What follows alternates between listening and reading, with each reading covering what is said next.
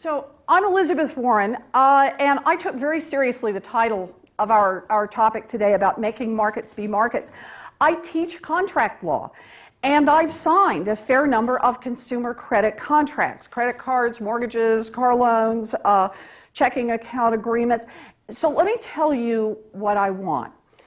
I want a 2-page credit card agreement in big print and plain words.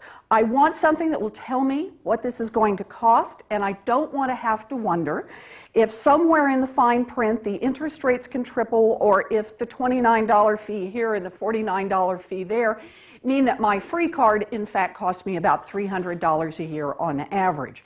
I want a 2-page mortgage. Plain words. I want to be able to compare 4 mortgages and see what they cost and be able to tell which ones are dangerous. I want a 2-page check overdraft agreement. Again, plain words, so that I'm not stuck with a crazy overdraft fee and bank tricks that increase the odds that I'm going to have a problem. I want a car loan that doesn't have a hidden kickback to the dealer, like the average kickback now on a used car loan that runs between $1,000 and $3,800. Look, I expect to pay for what I get, but I don't expect to be tricked and trapped into paying what I didn't bargain for, because that's how contracts work and that's how markets work. And because this is what I want a consumer agency in Washington. I want a cop on the beat to make sure that there's a level playing field. It seems so obvious, so the question is, why is it not law? And the answer is, welcome to the wonderful world of Washington bank lobbies. The banking industry has a complexity machine, and the complexity machine is hard at work. The complexity machine actually started back in the 1980s. They did it with things like double cycle billing. Try reading that one in your credit card agreement sometime. Then they moved on to derivatives and credit default swaps. Complexity worked well. It made lots of profits. And now what they're doing is they're doing it in the fight against real reform. They want to make it all very complicated so only the experts can understand it. What this is really about is to give politicians plenty of cover for voting for the banks and not voting to make any real change. But this is really pretty simple. A consumer agency would make markets work for consumers and not just for banks. So I support a consumer agency for 2 reasons. The first is because I believe in contracts. Contracts represent agreements between 2 parties that lets each walk away happier.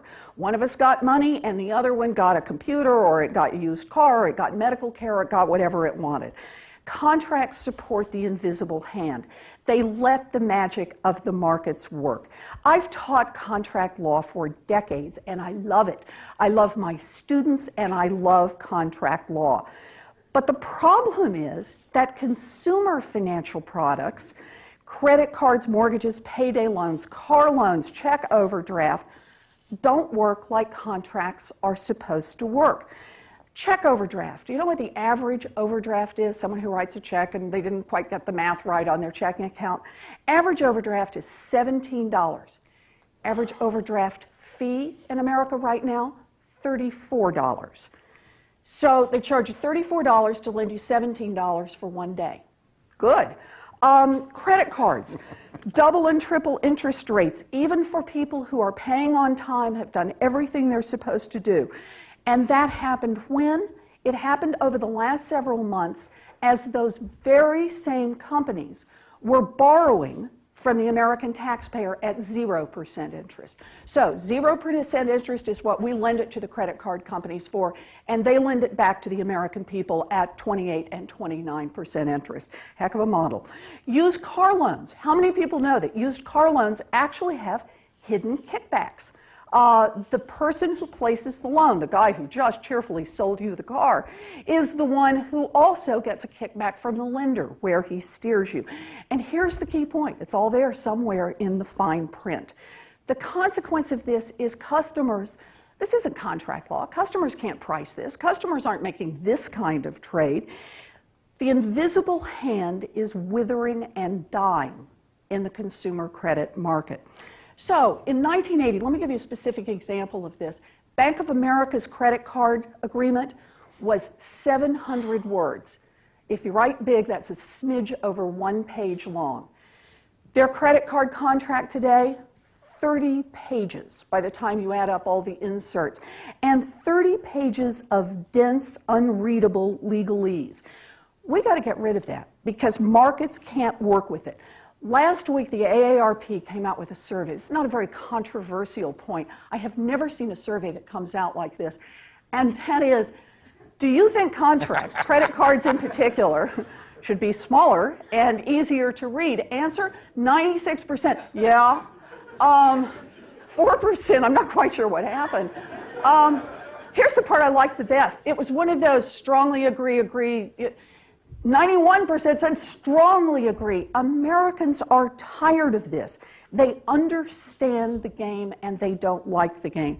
Now there's a second reason that I'm pushing for a new consumer agency. It's because I believe in streamlined, accountable government.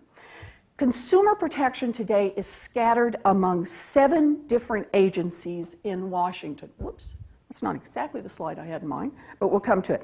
Scattered among 7 different agencies in Washington. The system is bloated, it's bureaucratic, and it's ineffective. It is much easier for big banks to capture consumer functions of an agency that doesn't really care. And here's an example of this. The Office of the Comptroller of the Currency, our principal regulator of federally chartered banks in Washington. Where does it get its money? Have you ever wondered where? You probably thought it came from Congress, from taxpayers. Nope. It comes from the banks they regulate. So think about what that means for a very large bank. It means you either write the regulations that I like, or I will simply become something else, like a federally chartered thrift. In other words, who has the power here? The power resides with the big banks, not with the bank regulators. There is no single agency in Washington with a primary mission to provide meaningful rules over the credit market. And as a result, there are no meaningful rules to make products clear, no cop on the beat to make products work. Now, we have a Food and Drug Administration. We have a Consumer Product Safety Commission. We have an Environmental Protection Agency to represent the interests of everyone who buys a prescription drug, who buys a car seat for a baby, or who drinks water out of the tap. Those markets can work because of those agencies. But what we have in the case of consumer financial protection is a fractured and complex system for credit products that leaves families without recourse and that has helped bring our country to the edge of a financial collapse. So the complexity machine is hard at it. They like this system. 7 regulators, they don't want to see a single consumer regulator that regulates by products. The complexity machine wants to keep it all right where it is. They want fractured agencies that are easy to be able to capture because they are not the principal responsibility of anyone. Consumer is not what this is about. But I'm going to tell you something. It's a lot simpler than this. This is a dispute of families versus banks. It's not conservatives versus liberals. It's not something else. It's about families and it's about banks that sell them financial products. Banks are fighting to kill contracts and to kill consumer markets so that they can drive up short-term profits. Banks want to kill the consumer agency so that they can keep the fine print, so they can write all the rules, so that families don't quite get it until it's too late. The banks are fighting for a big, bloated, unaccountable, ineffective government because it works well for them. Remember, no cop on the beat works for the biggest bullies in town. But also remember, Congress is supposed to work for us, not for the bullies. So this is what's in the balance. It's families versus banks. Families know who caused this crisis.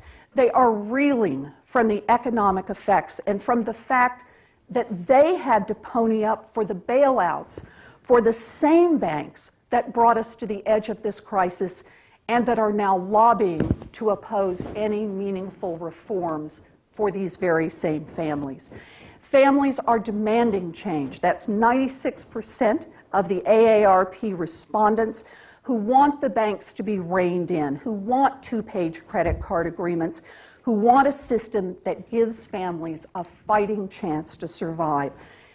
As we learned today, there are a lot of important lessons that we learned from the Great Recession, but none is more important than the need to have meaningful rules of the market. And truly meaningful rules start one family at a time. Thank you.